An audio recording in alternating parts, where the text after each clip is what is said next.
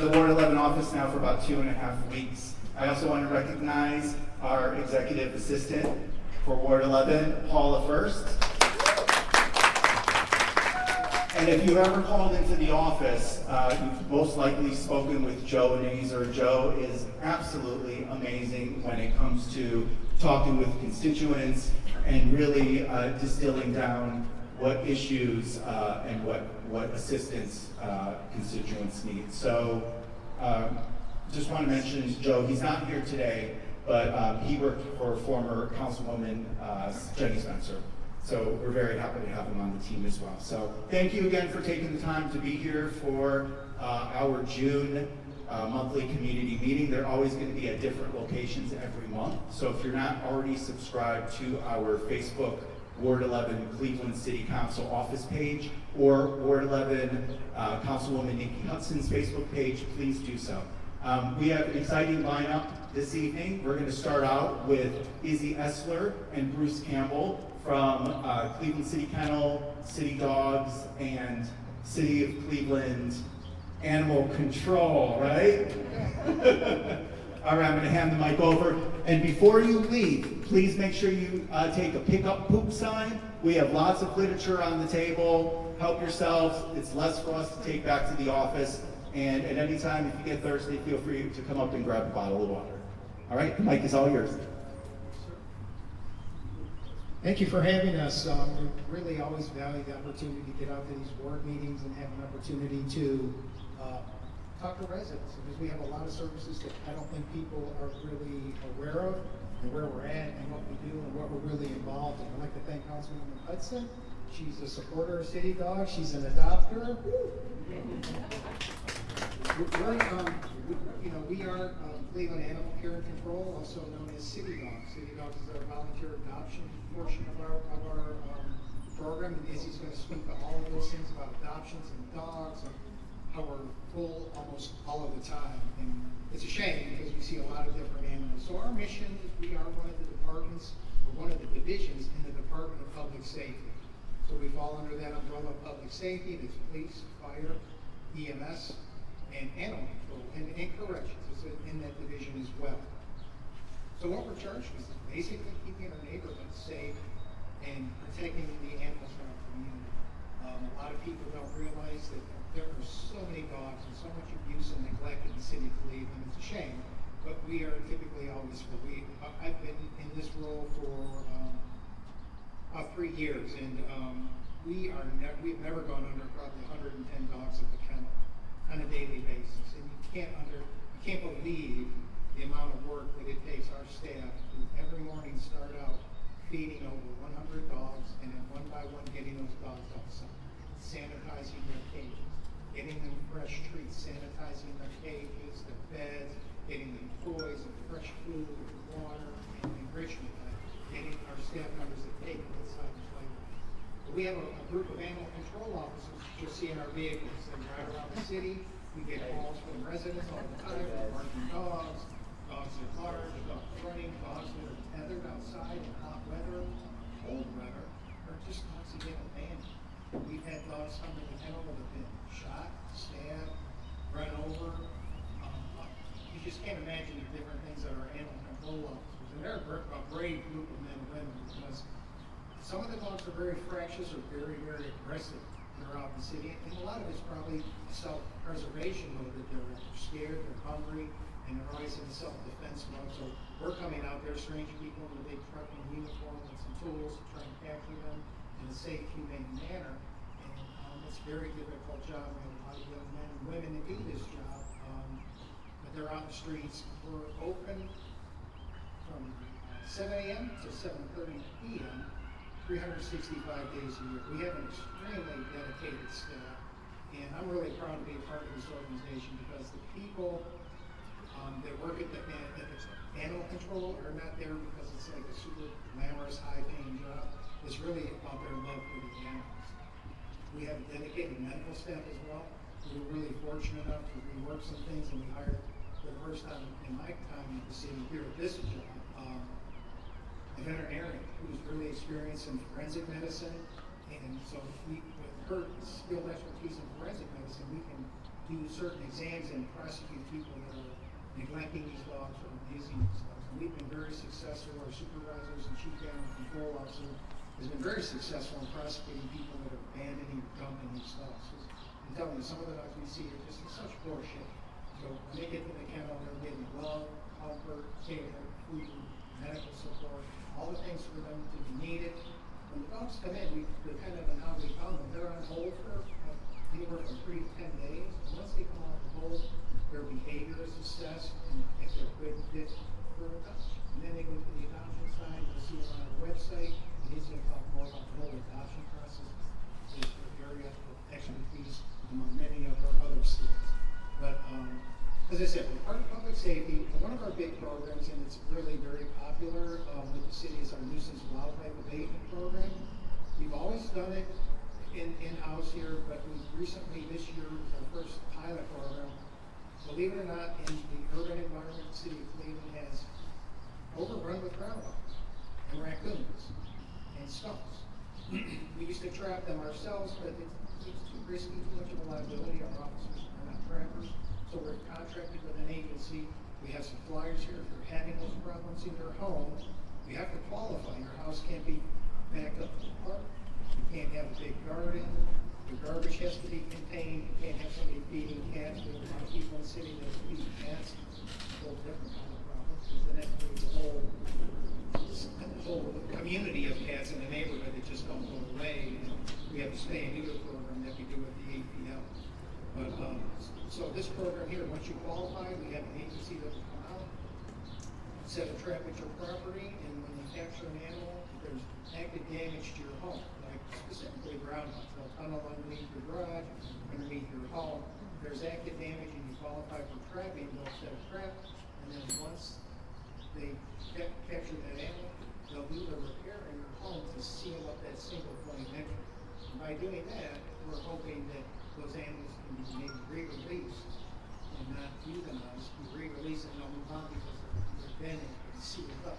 And all this service is being done for our residents at no cost to the residents. I mean, there's a cost that the city's paying, so I guess in a roundabout way residents are paying, but it's not going to be directly charged to folks for us to come out and have a contract, because we're really trying to provide this service to folks. But we know it can be very frustrating to have damage to your home by wildlife crawling up under. We also so we trap for skunks, raccoons, and groundhogs. We used to do possum, but we realized the opossums don't do damage to the homes. Actually, we hired a new chief animal control officer 2 years ago, and she's very expert. She has an expertise in wildlife, and so we realized that we were trapping these opossums before, but they really don't do damage to homes. They're actually good. They eat fleas, they eat ticks. People complain about the deers, and the deers bringing ticks, but the opossum will eat those as part of their food chain. And they're really harmless, other than people are kind of turned off by their appearance. They're really like an overgrown rat or a big weird looking thing with a weird tail, but they're really pretty harmless. We had some at the kennel where we did some commercials with them, and we did some speaking with some wildlife center folks. So this is a great program. We'd really like to offer that to the folks out here. But we're really looking at coexisting with wildlife. We don't want to euthanize all the wildlife, catch them and euthanize. And the same with our dogs. We try to get them placed and get them put in good homes. And so we're glad to be here. Thank you for having us. I'm going to turn this over to Izzy. She's going to talk about our adoption program, microchipping, and these are all super important things. If you're a dog owner, this kind of stuff is really important. Izzy?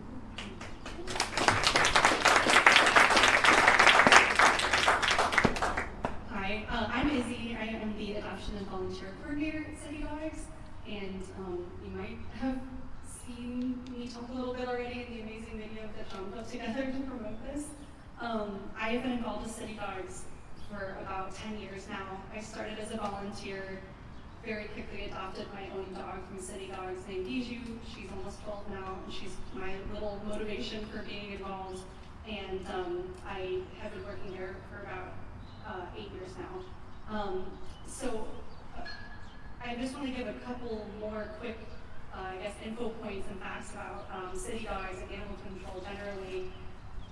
One that Bruce already touched on a little bit is that we're really full all the time. And something that is sort of distinctive about the way that animal control operates compared to some of the other shelters in the area is that we're an open intake shelter, which means regardless of the temperament, breed, size, age, medical condition, what have you of the dog, we have to take it in. So we might have days where this happened a couple weekends ago. We worked really hard. We had like 6 or 7 adoptions, some dogs transferred, some dogs reclaimed, and 18 dogs came in that day as strays. And that's really tough for us.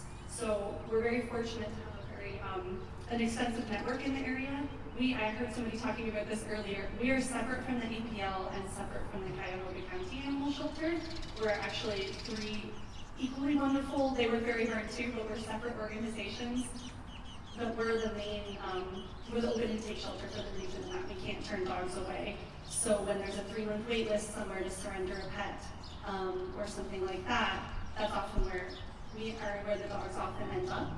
And there is a lot of very sad neglect, I would say, situations. It is a little bit hard sometimes not to become a bit cynical, but ultimately we see a lot of love and care from our community as well, and a lot of people down on hard times. So a lot of our dogs that we have up for adoption are certainly family pets. You know, sometimes you'll be hanging out and realize, oh my gosh, they know sit, they know paw, they know down, they're chubby, somebody fed them. I don't know where their families are now, but they're looking for a new home.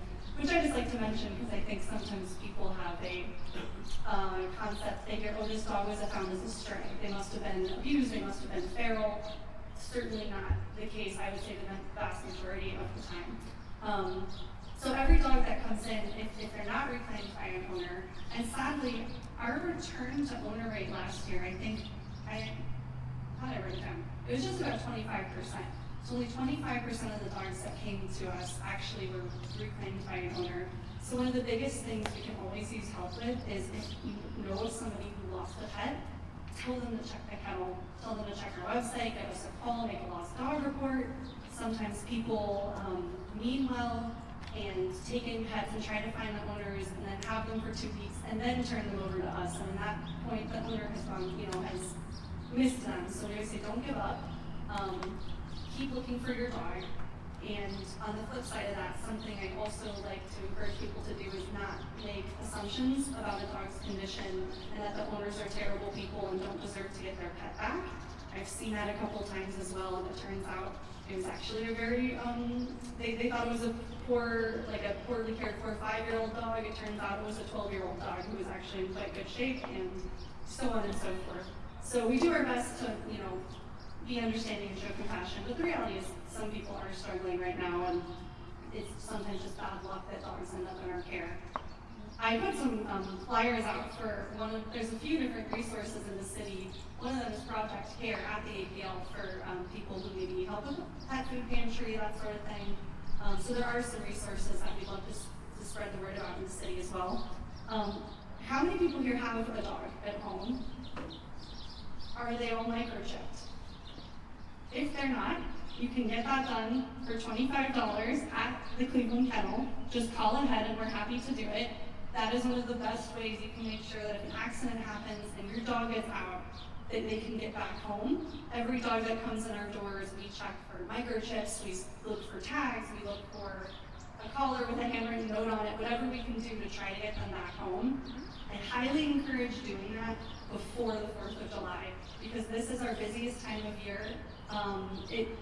The whole summer is busy, but the 4th of July especially can lead. I know sometimes it's like an urban legend, but it actually happens sometimes. We'll get a surge in dogs because the fireworks can spook them, people are coming and going from cookouts, more people are outside, more opportunities for dogs to get loose. And we've had these crazy storms, these windstorms, gates get knocked down, fences get knocked over. We hear that all the time. So just keep an eye on your pets and get the microchip if they're not. But switching gears real quick too. Right now we have 115 dogs up for adoption. I checked that right before I left between the kennel and between some foster homes. 20 of those are puppies under the age of 1 year. We guess they are mostly best guesses. So if you know anybody who's been looking to get a new dog, we would love to have them come to City Dogs. I personally can help pick one. I try not to be biased, but I always have favorites in the back of my mind, and we try really hard to make recommendations. to find a good fit for families. When people do come to our facility, everybody meets with an adoption counselor who will personally introduce you to dogs outside. There's some surprise fireworks. And you get to know their personalities. We have an amazing volunteer program that takes really extensive notes and gives us a lot of information from walks and playtime and going on day trips and hikes and things like that. And we share all of that information with people who come to us. So we try our best to make a good match. So if you're telling me, oh, I work full time, but I'd love to have a companion, but maybe one that's more of an adult, seems housebroken, I can say, you know, maybe you should meet Hamilton, or I have a dog at home who needs a playmate. I can say, maybe you should meet Davy, and so on and so forth. So we try to put a lot of care and, you know, share as much as we possibly can about our dogs. We actually have an adoption promotion going on through the end of June. $21 adoptions. It's the World Cup. We're leading into the World Cup theme. And that includes a microchip, license. Every dog is spay or neutered. That goes through our adoption program. And every dog also receives basic vaccinations and things like that. We are regularly accepting volunteers. I have a sign-up sheet and volunteer brochures for anybody who may be interested, and a couple of other fun ways to support our, Bruce talked about our Friends of City Dogs nonprofit, I think. We have we have one sheet too with just some QR codes, but on Saturday, June 27th, we have our annual 5K race where you can register and all the proceeds benefit the dogs. We also have a Summer of Fun raffle with some kind of cool prizes. There's like a VIP lounge viewing experience for the J. Cole live experience. There's a Zach Brown band package, monster trucks, a massage thing.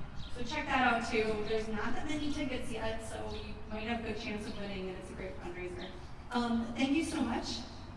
We'll be hanging around. I'm happy to answer questions about dogs too, or you know, whatever else it is. Thank you.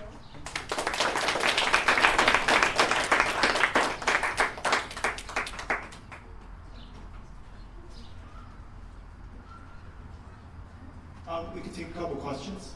Yeah. If someone's being evicted, and I know you said something about a wait list, but if someone's being evicted and they have a dog or cat or whatever, what can they do to make sure that that pet gets into a shelter, knowing that they're not going to be able to take that pet with them? That's a tough situation. So in an ideal world, our setup is that the APL is actually where people go to make appointments to surrender a pet. Their wait list is quite long because they've been quite inundated. We're often the ones who end up sort of taking in dogs if the alternative is that they're going to be on the street, because we don't want to see that. That becomes our public safety risk. For people in that situation, I encourage them to start making plans as quickly as possible, because I would love for our programming to be this sort of community safety net, but since so many shelters are over full, it often means, it's tough and we can't make promises like this is going to be what happens. There is a program that is also quite busy, but it's called Under the Wing at the Berea Animal Shelter, and they can sometimes offer emergency temporary foster homes for people who are, a lot of people maybe are facing some difficult times but would like to pet back. So that's something that exists and I think is really cool. And I know, I think the Cleveland Animal Protective League Project Care is actually working on something similar to that too. Okay. But I know that wasn't a super direct answer, but hopefully that helped. What you gave is helpful. Thank you. Hello. I had a question. Where are the trapped animals of our? I'm sorry? The animals that are trapped as part of the program, where are they released? If they're trapped in their owner's property, then they ask the owner if they can re-release it once they make a repair. Under the law, most nuisance wildlife, once they're trapped, they either have to be re-released on the property where they're at, or they're humanely euthanized. You can't take them down here and let them go in the park. It's against the law. That's what it's Yeah, no, so as someone who lives around here, we have that as an issue often from other individuals who are trapping personally or what have you. So I was just curious where those animals were. We do get a lot of resident horse buying traps because you can buy them in a trap. But really, think about this, you've got a raccoon in your trap, and it's in your backyard, and a little kid goes by and you see a raccoon in your trap, oh, look at the kitty! You put their finger in there and get bit, and raccoons carry rabies, and there's not a cure for that. And then that liability is gonna fall on the homeowner. The other liability for a homeowner is if you catch an animal in a trap, and you forget you don't go check the trap, you go to work, and it's a 90-degree day, you come home and go, oh my God, they died.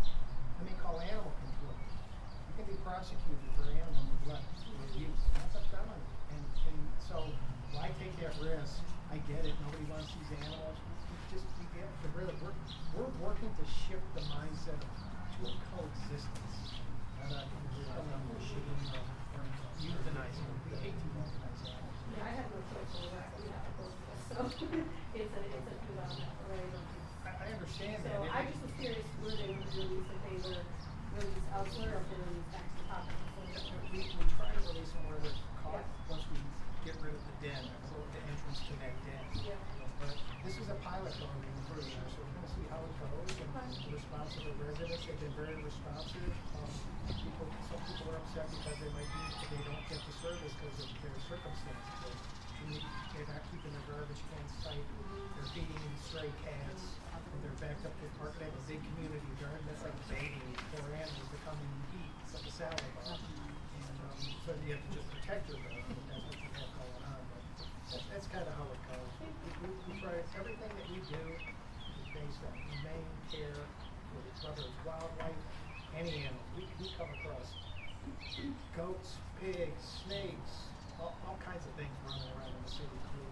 And we are able to work with some great partners and send farm animals to farm sanctuaries. We have injured wildlife, go to wildlife sanctuaries if you're curious about this.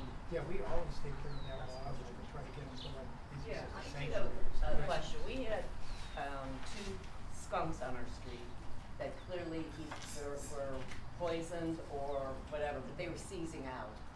And all they do is send animal control to look at it and make sure that it's not just bothering people, and then they leave. And this is twice now, and animal control did come. And I do believe one guy is poisoning somebody's vacant yard on our street, but they don't come back and do anything. The animal just dies after 24 hours of seizing in the street. So all I caught out of your question, because I really agree, was that Well, I don't know somebody's poisoning animals? Well, I'm wondering why animal control just verifies that the animal is indeed seizing and sick, but then there's nothing done about it. I don't believe that. Did you say skunks? Skunks. Oh, okay, skunks. Yeah, Skunks they did send animal control both times. One neighbor called for one, and my other neighbor called for the other, because they're both in opposite yards. Skunks, our animal control officers do not capture the skunks. We use a private contractor that's equipped to handle those kind of animals. Our officers are not trappers. We will still pick up orphan, injured, or dying wildlife and bring them back in humane euthanasia. Yeah, well, they never came back, is what I'm saying. They never came back to send anybody to help these animals they were seizing for hours and hours on end. Do we call somebody else from the city other than, they just send animal control? We call 311. No, you call animal control, we'll send our contractor out. I don't know the particulars of your circumstances. If you want to give me that information afterwards, I can look it up and look into it. But no, we're super conscientious about how we handle every situation. The sheer volume, maybe sometimes something does fall through the cracks, but for the most part, no, we have a contractor that does that for the obvious reasons. Okay, so animal control just verifies that they need to send somebody. We try to send an animal control officer who's sick, injured, or orphan Right, me animals. too. Like sometimes the babies get orphaned and they're left behind and they'll not survive by themselves. We try to get them to wildlife resource centers and whatnot, but we're very sensitive to the treatment of animals. That's our whole, that's what we're about. So, if a sick one fell through the cracks somehow, or we didn't get the proper 2 of them. information, you have to let me have that information so we can look into it, the date, and. Okay. Thank you. Okay. Thank you for your questions. Paula first is going to introduce our next speaker. Hi there. Right now we have Christina Yeka, who's the Chief of Air Pollution Outreach for the Cleveland Department of Public Health. And among other things, Christina is going to speak to us about the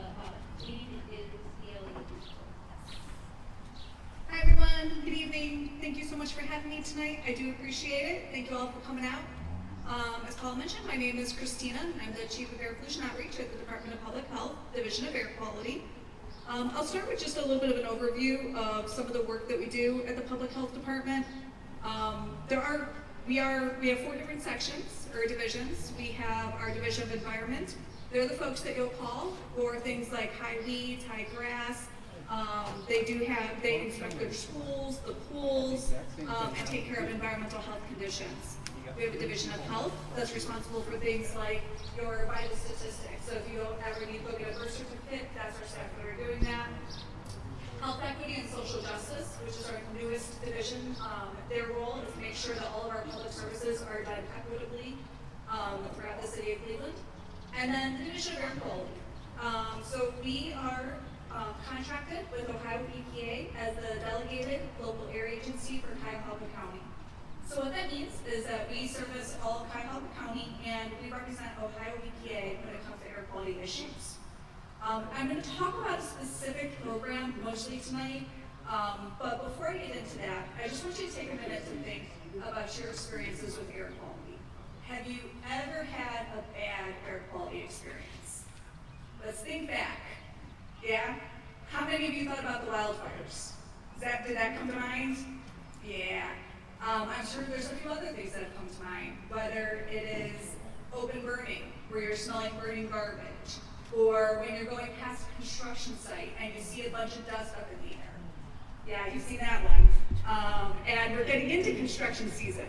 Other things that you might see is dark or discolored smoke coming out of a facility. These are all types of things that we're responsible for regulating. So we do that with a couple different sections. We have an enforcement team that's responsible for responding to citizen air quality complaints. I have our air quality complaint magnet today. If I leave one piece of information, this is the most important piece of information. This phone number you can call 24/7, leave us a voicemail, and we will respond to your air quality complaint. What is really helpful to us is if you call us when the air quality issue is happening.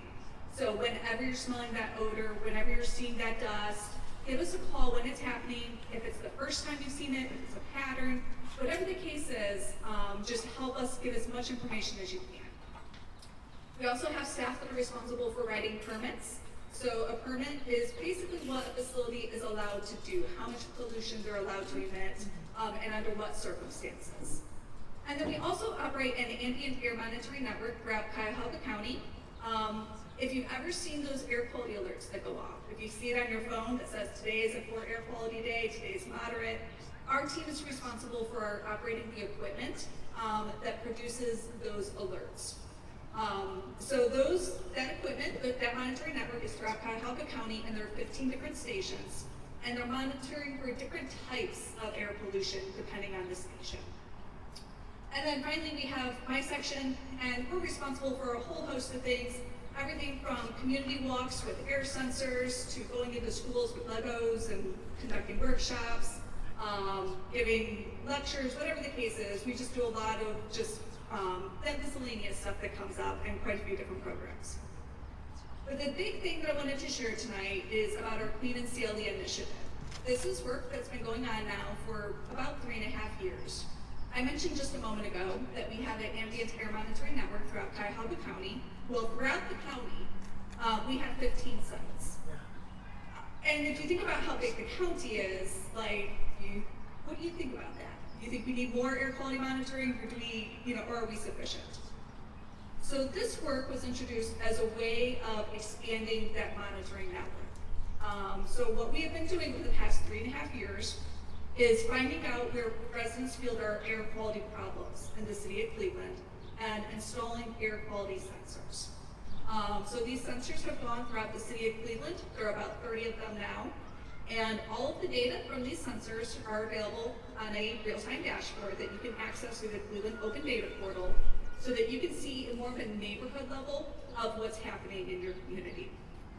But as we now move into the next phase, that was where we're looking at hard data collection. That was giving us the numbers. That was giving us the actual levels of the air. that really only tells a part of the story of the city of Cleveland when it comes to air quality. We know that resident experiences, sometimes they match up with what those data are saying, and sometimes it doesn't. So what we're trying to do at this point in time is that we're reaching out to community members to tell your air quality story. So we have a program where we are going to residents' homes and doing a ride-along interview. So we come, we have a contracted person that we're driving with, and you tell us where to go in the city of Cleveland. And you tell us about your experiences. Just some examples. We've had residents that have really shared a lot of issues with vehicle idling, where they live close to a apartment building, and it's a new apartment building, and vehicles are idling in that apartment, and those fumes are getting right into their home. So we're currently working with that building management to try to get a campaign for those residents to be aware that, one, it is illegal in the city of Cleveland to idle your vehicle. So if you didn't know that, it is illegal. But then two, work with them on an education campaign. Most people don't really realize how harmful idling is, and it really is pretty bad. So we're trying to work with that apartment building to work with their residents on reducing idling. We've had other residents talk about very specific health concerns, where they believe that there might be higher incidences of certain diseases. So now we're trying to work with our epidemiology staff to really look at the data in those neighborhoods to see, are there higher incidences of certain types of diseases. We've had residents share with us different resources that they would like to see. So like certain residents that live in certain areas have a problem with soot accumulating on their homes. And we've heard from residents that they would really like to have some air purifiers available to them, but maybe they can't afford them. So all of these different stories that we're hearing, these are things that we can then use to improve the services that we offer to the residents. So either the work that we do as a public health department, so that example with the air purifiers, are there ways that we can find funding opportunities to provide air purifiers? To the bigger policy things that are going on. So where are there air quality problems in the city of Cleveland that need to be addressed through legislative means? And by gathering these resident stories, we're in a better position to shape legislation and to shape policy that would be better suited and meet the needs of the Cleveland residents. So if this is something that you're interested in participating in, I do have a flyer that has the contact information. You're also welcome to reach out to me. I have our complaint magnets. Again, this phone number is one of the most important phone numbers because any question that you have, you can reach us if you call this phone number. We encourage you to reach out to us. We are completing these interviews over the course of the summer and expect to wrap up probably by about mid-July. So if this is something you would be interested in, or you know of somebody who would be interested in doing it, we encourage you to reach out to us shortly. Anybody have any questions for Christina? You talked about, apartment buildings, but what about individual homeowners who have driveways that are right next to each other? Yeah, that is something that we hear from residents a lot. And so the first thing that I would say is to contact the non-emergency line of Cleveland Police Department. So that's one thing that you can do. The other thing is that we have worked with community relations on neighbor disputes and trying to come together with some mediation. Third, we do go out and we do try to talk to the resident and encourage them to follow the rules. But it is one of those things, I'm not gonna lie, that it's hard. It really is a hard ordinance to enforce, but we're doing what we can with the resources we have. Thank you. When did you first start measuring air quality around Cleveland, and has it improved since your first measurements? Yeah, so we actually, the Cleveland Division of Air Quality has been around in some form or another since the 1890s. So we've been around for quite some time. And I was actually just looking at some information recently that we've taken different forms and whatnot. And in 1970, pretty sure it was 1970, Carl Stokes, I was just looking at a quote where he's like, we need to get a formalized air quality division here. So just in general, yes, we've been around. We've monitored the air quality since at least the 1980s. And we have seen a drastic improvement in air quality due to the Federal Clean Air Act. That has really taken us a long way. What we're hoping to do next, though, is the Clean Air Act has gotten us to where we are today. We do see disparities in air quality, so there's certain neighborhoods that have better air quality than other neighborhoods. Yes. And so one of the things that we're trying to do with that is that we are looking at, the city of Cleveland has local air pollution control ordinances. These were adopted in 1977. They have not changed since 1977. So what we're hoping to do right now is look at these ordinances, modify them, and make them more current and up to date. Hi, Ricardo. Hey, hi, how you doing? I didn't know you were going to be here today. I'm glad you're here. But yes, I wanted to let everyone know all the work she's done. Amazing work. It doesn't get recognized enough. And if you do go ahead and Google clean and CLE data, I look at the app all the time, and right now we're having a great air quality day. You have that big smiley face on there. And you know, there's a monitor at Estherbrook and Cudell and the Pivot Center, so it can go right into your specific neighborhood. So I talk about that a lot in the meeting. So I use it all the time, especially when you have outdoor activity. It comes in helpful. Thank you. So what I didn't mention, a really important part of Clean and CLE is that we have clean air advisors, and Ricardo's been very dedicated to this project for the past 3.5 years, and so we're very fortunate to have him going out into the community, helping us, and being a part of the work. All right, thank you. I want to share a quick story. Thank you so much, Christina, for coming.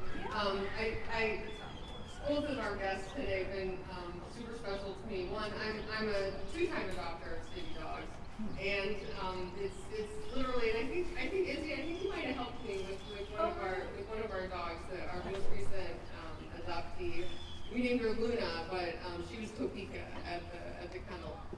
She's a shepherd plus mix, one blue eye, one brown eye. And then also Christina has been a frequent flyer at our block club meetings. Because we've had some air quality control, air quality issues in the neighborhood where I live, specifically related to some factories in the neighborhood. And I really appreciate her coming out. We even had one meeting where Christina and her team was there, and then we had the factory owners and their team there as well.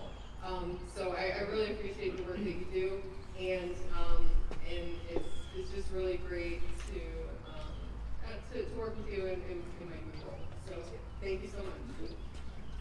And our next guests are from the Metro Parks. I'm going to let John introduce you. He's much better in C than me.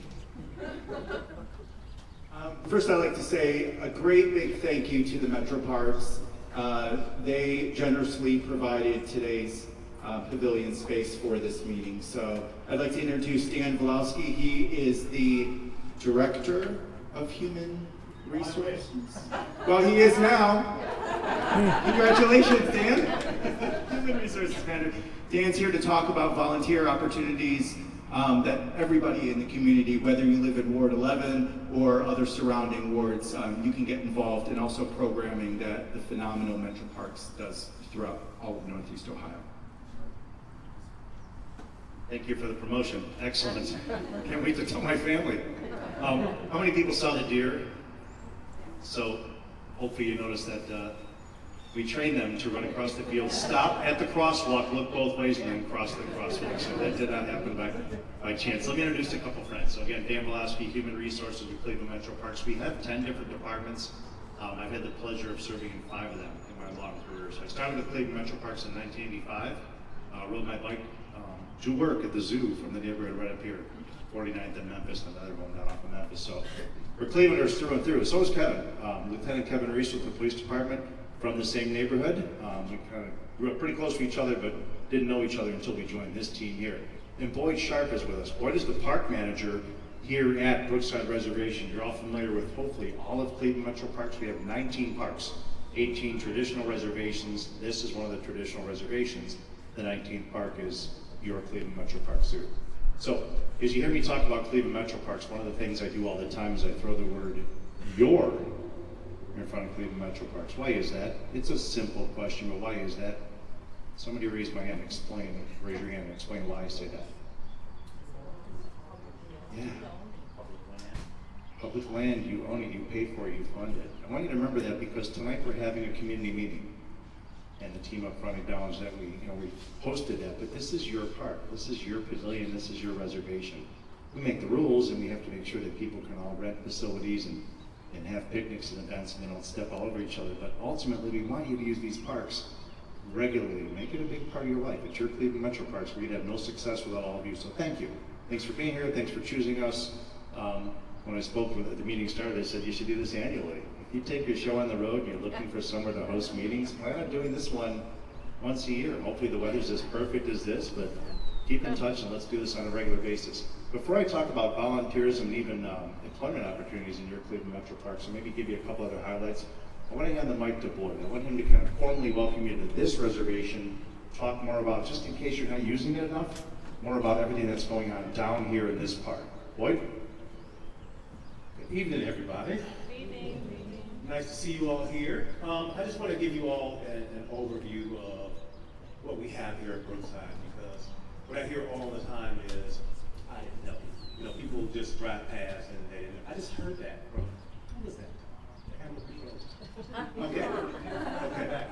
Right. He just said, I just didn't know it was here. And I hear that all the time from everybody that I know, even my family members. I've been with Cleveland Metro Parks for 27 years. They still don't know what I do, which is crazy. They say, aren't you a park ranger? No, I'm a park manager. I've been here for 27 years. How many times do I have to tell you what I do? Do you visit my park? No, you don't. But long story short is, we just don't know the gems that we have in our own backyard. So here at Brookside, we have 160 acres. I don't know if you knew that or not, but including Brighton Park, which is right off of Wildlife Way, if you've ever been there. That's 25 acres, along with the 135 here at Brookside.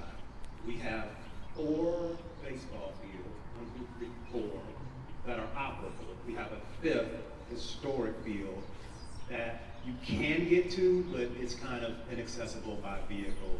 So, but you can go visit there and walk there. We have a half-mile track that goes around 3 football fields or soccer fields.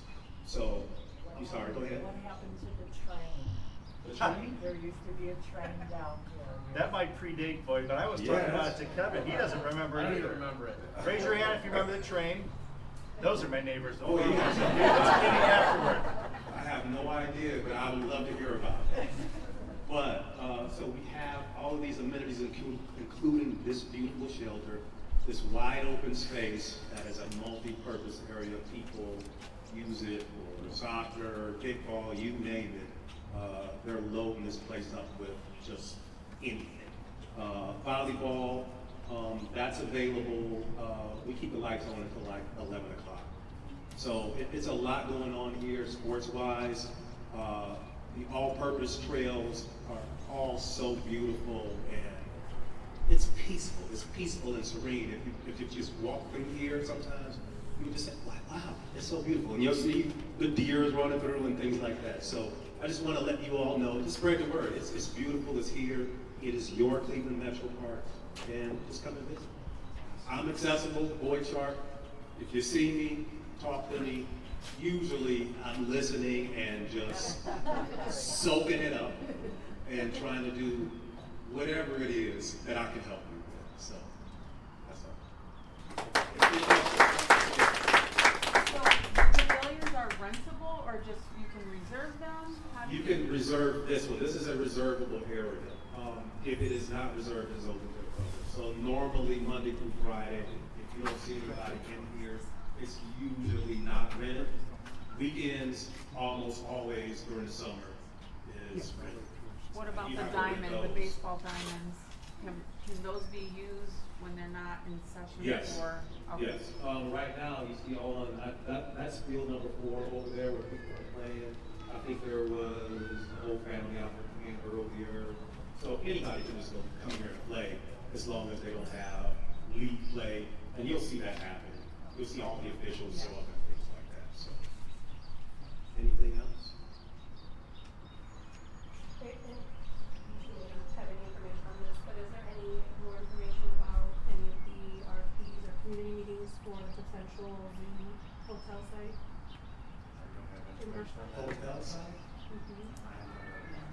staff, Dr. Kuhar, maybe the senior execs, planning and engineering, but not our team, HR. I know it was Sorry. announced kind of like vaguely, and then it was in the Oakland Right. letter that went out 2 weeks ago or so. But I wasn't sure about any listening sessions or Right. feedback opportunities. I don't have any. They had publicized this part of the park as a possible landing Yeah. site for a It's major full. hotel. Yeah. Really? Yeah, it's different in our. We definitely believe you, we're just not a team that Yeah. helps kind of. There was one potential location that was on the RFQ, but I think it was not like down here in the park. It would be maybe like up there. Yeah, it said Brookside Valley events item, like a big yellow. Yeah, they had like 4 identified locations on the RFQ, and 3 were like in the zoo. Well, actually 2 were in the zoo. One was On Fulton. on Fulton next to the where the maintenance facilities are, and then there was one that was at Brookside, but I don't believe it was down in the valley. I believe it was maybe like up there, because it mentioned that the goal was for it to be visible from I-71, and so that's why I don't think it was down here. And Yeah. also the, right, and also the, it was explained to me that, it would be a boutique hotel, like very small. Not a chain. Right, nothing that would, like take up the park, it would be something, something small. But again, I know very little, really not much more that was than was in the Old Brooklyn, newsletter, yeah, based on the RFQ. I'm just curious if you guys. Thank you. Long team to ask, but thank you for backing us up, I appreciate it. Thank you. Oh, also, Snake Hill Trail, I know that's. So, Snake Hill Trail, that trail that connects Muriel and Wildlife Way. We do patrol that regularly and try to clean up. Just a quick update, we do have a finished sign. We got the try to get that in this year. I had planned on it later this year, probably fall. It should be in the ground. So officially marketed as Cleveland Park property. I mean, it is, but we'll have a sign. At least. Okay. The folks you wanna talk to are all sitting at a table. So that's the one that's going in this fall. So. We're getting Lenny Stover's name on that sign somewhere. Okay. All right. Thank you. Thank you, Lloyd. Appreciate it very much. So again, the original invitation, I'll go quickly here, was to talk about volunteers. I mean, and I can't not talk about employment opportunities in big metro parks because we view them very similarly. So I brought 3 things for all of you. A sticker, why don't you put that sticker on something that matters? A portfolio, a bicycle, a water bottle or something.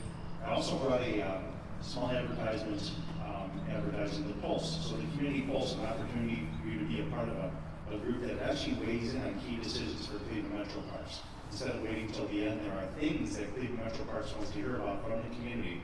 And so the Pulse is just one way of doing that electronically. So that's the smaller of the 2 flyers. But then the most important one to kind of match the theme of tonight is this piece right here. This Your Time, Your Place is actually an employment rack card for me. There's a QR code in the website at the very bottom. The QR code in the website on the bottom will take you to our employment page where the volunteer opportunities are there as well.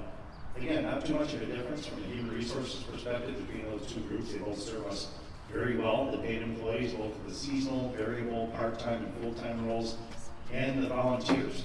2 types of volunteers. So you don't have to go to the website to kind of dream about how it is you could get involved. As individuals, in the zoo or in one of the reservations, people volunteer once a year, just one time, and some people volunteer every day. So that's one way to get involved. All the opportunities are kind of listed on the website. We have a volunteer corps assigned to human resources. It's a branch of human resources that can answer your questions electronically or via phone call if you're curious to see how you get involved in something close to your house or something close to your heart. The other way to get involved, and to me it's a little more exciting, is an episodic volunteer opportunity. So that's when a group of like-minded people, maybe it's all of you one day, or maybe it's a bunch of people who go to school together, work together, play together, show up for one major event at one of the reservations or the zoo, and they volunteer one time in one episode to do something significant, like a beach cleanup or to erect something or clean something up, whatever the case might be. Episodic volunteerism, and that's a lot of hours worth a lot of dollars to all of you, being the taxpayers. You can appreciate that these thousands of people dedicate many thousands of hours of their time. That's worth millions of dollars to all of us, and people will just pitch back or pitch in and give back to the community. So consider that. On the same page, there's volunteer opportunities. So again, I mentioned that we have seasonal, part-time, variable, and full-time opportunities there. The 10 different departments in Cleveland Metro Parks, a lot of people don't understand that we're much like, city council and other city representatives. We have 10 different departments. That administration building up there serves as our city hall source on top of the zoo. So we have a zoo staff, obviously, that's quite big. And park operations across all of the 18 reservations is another giant. Lieutenant Governor Reese is with the police department. That's another big employer within Cleveland Metro Parks. The 7 that sometimes might get forgotten, people who are looking for jobs, I forget that we have the business kind of end of parks and recreation. So we have our own law department with attorneys and others that are handling our legal matters on behalf of Cleveland Metro Parks. We have a marketing team which is rich in talent. Not only government communications that you're familiar with, but they have the creative services too. All the print media, the signs, the things you see in social media, the things that you see inside the nature centers and out in the park, those are all done in-house for the most part by the artists and the designers, the photography, videography, that's all part of marketing and creative services. We have human resources, your planning, design, and engineering team is also up there, and then 3 other business units, IT, finance, and development offer job opportunities too. So if it's not for you, I know that's not why you came here tonight, was to look for a new job. Think about your children. Again, my story, very briefly, it's just that I came to the zoo for a seasonal job as a high school student, and I'm still here. So it happens. So keep that in mind for your children, nieces, nephews, the children, young people that live in your communities, high school age, college age, anybody over 16 years old, maybe they can get a foot in the door with us, and it becomes their passion and it becomes their careers. So all the information on all of those are at the same website there. So again, you've got a sticker, you've got a way to get involved through the pulse, and you've got the employment part too. I think those are the most important things I can leave you. That, and of course, cueing the deer going across to the crosswalk course. Any questions, either for Lieutenant Reese, myself, or Boyd? I know we kind of ran over a little bit, so maybe it's best if we hover in the back for after the meeting. Is there 1 or 2, or do we go on to the next speaker? Good. Let's keep the meeting going, and we'll stay around for the benefit of your guests. Thank you, everybody. Thanks for your support. Thanks for being here. Thanks for choosing your part.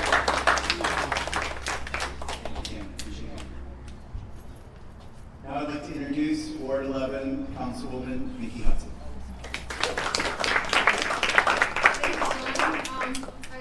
Before I, open it up to questions from you all, because I'm sure there are things you want me to hear about. Judge Horton, would you like to speak to the group, or is there anything, or did you just come to listen? I didn't want to. Well, listen for the most part. Okay. We'll say hello. Okay, that'd be Don't great. want to Thank seem rude. you. No. All right. Thank you. Thank you. First of all, I want to congratulate the Councilwoman for her grant last November. Very well deserved. Also, the invitation she gave me to come on out and meet everyone. My name, for those of you who I have not met, my name is Brad Horton. I ran for Cleveland Municipal Court this past November, and I was fortunate enough to win. Just trying to keep out in the community. Since we serve the community, it's important to understand what's important. How certain things impact your life. Sometimes you see a charge on paper in black and white, but when you hear how it impacts people's lives, it gives it a little different meaning. So I find these things helpful. I like interacting with people, and just want to thank everybody for their support last November. If anyone ever has any questions, or is open to the public, feel free to stop in on the 30th floor. Thank you. Thank you, Judge Horton. We have a lot of wonderful residents in Ward 11, and I don't want to call her out, but I kind of have to. I'm sorry. We're also graced by the presence of our wonderful housing court judge and Ward 11 resident Cheryl Wilshire.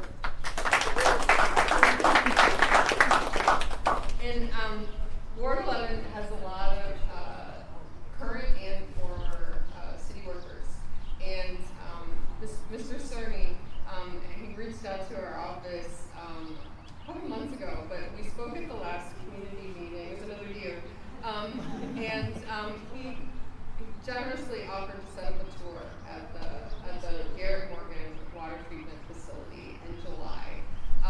So he did set that up, and so it is on Tuesday, July 21st.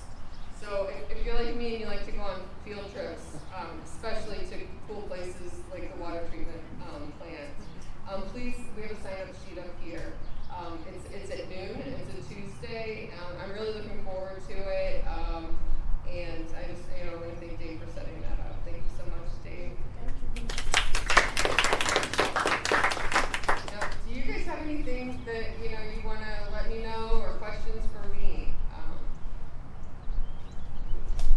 Yes. Oh yes, please. Do you want to? Well, I don't really want to be formal, but go ahead. Yeah. Hello, everybody. Good evening.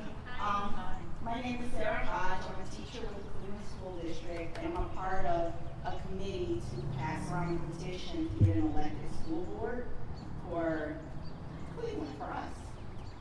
We are the only city in the whole state of Ohio that does not have the power to vote for our school district, which means that we don't have oversight over how the school funding is spent and how our property tax dollars are spent. So if you would like, and if you're registered to vote, I'll be sitting over here when you guys are all done. If you'd like, you can come sign the petition for us to get on the ballot in November. Thank you. Well, thank you so much for doing that, and thank you for being here and for circulating that petition. And for what you do. I appreciate teachers and the very hard work that you do so much. Any other questions? Fire Station Right. 23. Fire Station 23. So, still an ongoing process.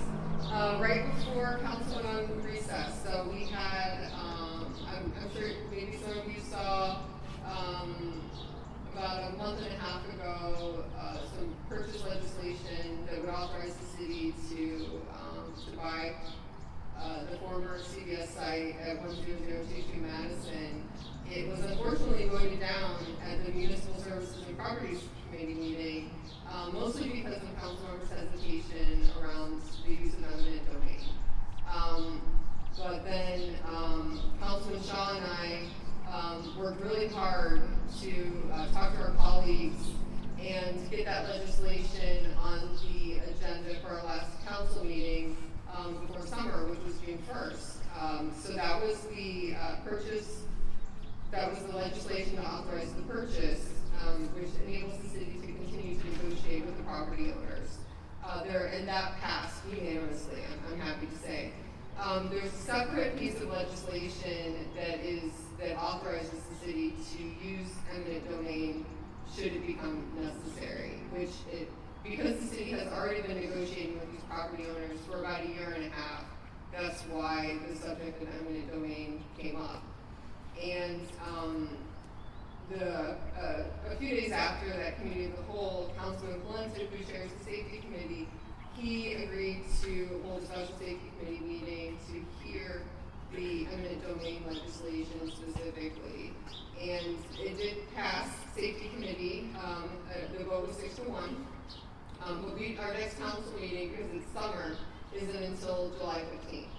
So on July 15th, we will, the eminent domain legislation will go before committee of the whole, and then should it move forward, then it will go for a full council vote that evening on July 15th. I'm not taking anything for granted. I'll continue to work hard. Our firefighters and EMS workers at Station 23, they desperately need a new station. The situation at Station 23 is far from ideal, and it's actually endangering their health. Some of you might have heard me speak before that Station 23 was built in 1957, and it was before things like exposure to the health effects of exposure to diesel fumes. Speaking of air quality, this is indoor air quality that we're talking about. And Station 23 is basically, it's a garage. And so the living quarters at Station 23 are immediately adjacent to the equipment bay, where the fire trucks and the ambulance are, and also where the firefighters store their gear. which is also another source of carcinogens. So new fire stations, they have hot zones and cold zones, and then in between zones, so that you don't have our first responders sleeping or hanging out immediately adjacent to where the trucks and other vehicles are, and therefore exposing them to diesel fumes or the off-gassing of their equipment. So, and the tight spaces at Station 23 mean that you can't expand.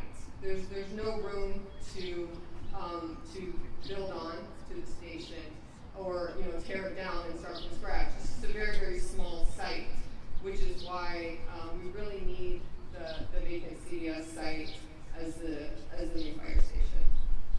Yes, Eric. If the eminent domain passes and that's what you have to do to get a hold of that site, are there kind of downstream concerns you have that it could be used later on elsewhere in ways that you're not comfortable with? So that's the concern of some council members. And so there are a lot of restrictions around eminent domain. And I mean, this is one, like it requires legislative authority.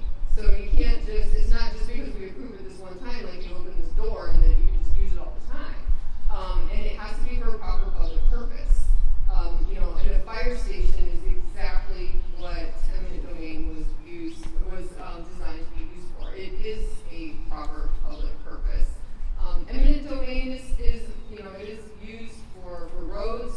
It is currently being used by the sewer district for a tunnel project that they're using as part of their consent decree. And so unfortunately in that case, it's somebody's house that they are negotiating a sale with. In this situation, the store is vacant. It's been vacant for a few years, and the property owner bought it thinking that they could build a gas station there, despite the zoning of the area specifically disallowing a gas station. So there is no existing business there. Nobody lives there, and quite frankly, the owner thinks that because the city's interested in the property, this is their chance to milk the city for as much money as they can get. And that's why negotiations have stalled out, which is why it's necessary to, it might be necessary to use eminent domain. I would really like to see negotiations be successful, because that means we would get a new fire station much faster, and we wouldn't have to go through the courts, which could take years. And again, the whole point is that we get the firemen and women and EMS workers out of an unhealthy situation. So I don't want to drag it. I don't want to drag it out. I just want a fair process, and I also, want to be responsible with taxpayer money. Thank you for explaining that to me. Sure. Any other questions?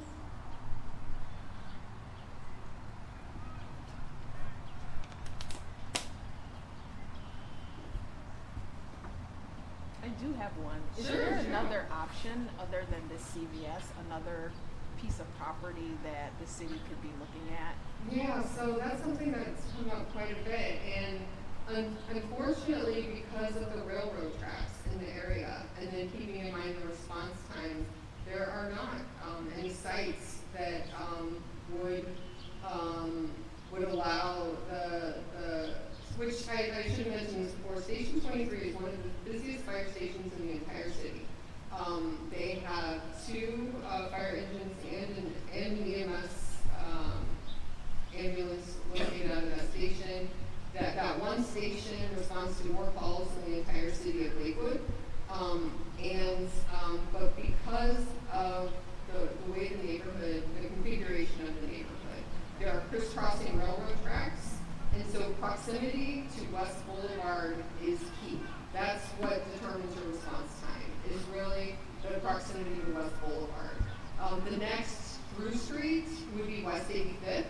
And West 85th can be difficult to get through in a car.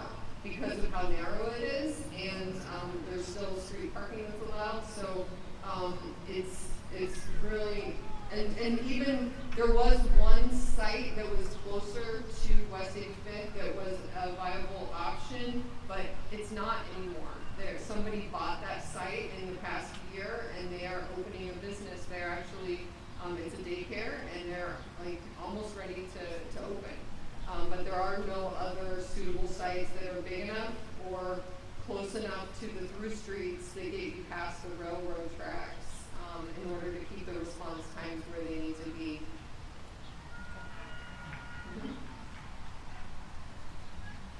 Any other questions for me? No? I thank you all for coming out tonight, and I have to shout out my staff because I'm so grateful to have Paula and Sean and Joe. I really had no idea what I was getting myself into. and it's nonstop. And I don't want to let anything, I don't want to let things go. I don't want anything to get missed. And that's where my team comes in. They'll, keep me in check. Yes. Where's next month's meeting? We haven't nailed down a location yet, Fred, but I will let you know. And if you haven't signed up for our email list, that's the other thing that John's helping me out with, is we're going to have a council email so that we can keep everybody up to date about our events and our next meeting locations. Because of how Ward 11 looks, I'm sure you've all seen the map at this point, we do try to bounce around from site to site. I don't want to stick with, just the northern part or just the southern part. And, today we're right smack in the middle, which is great. And I do want to make this an annual thing, at least. I don't want to, we're out my welcome, but we'll definitely make this an annual event at Brookside Reservation. I would be remiss if I didn't mention that the CPD's Environmental Crimes Task Force is having a cleanup tomorrow morning at 9 a.m. It's on West 73rd, but they're meeting at the Circle Automotive, which is at 2122 West 73rd Street. And that's kind of a strategic move on their part. We've had a lot of illegal dumping concerns in this area. It's called the Dudley Triangle neighborhood, and it has a lot of alleyways, which are often, unfortunately, sites of illegal dumping. So I really appreciate CPD's Environmental Crimes Task Force and for arranging this cleanup tomorrow morning in a neighborhood that really needs it, unfortunately. Anything else? And I'm going to stick around if anybody wants to talk to me after the meeting too, if you have any questions for me. But thank you all for coming out tonight.